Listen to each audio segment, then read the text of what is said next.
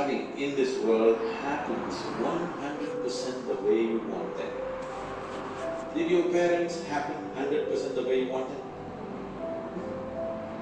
Did they? Children can say, it's okay. Did your friends happen 100% the way you want them? Did your spouse or partners happen the way you want them? For inner things, you seek inner solutions. Turning inward, what does it mean? Right now, as I earlier mentioned, the only way you can perceive is through five sense organs. Seeing, hearing, smelling, tasting, touching. All these things are essentially outward bound. So you can see what's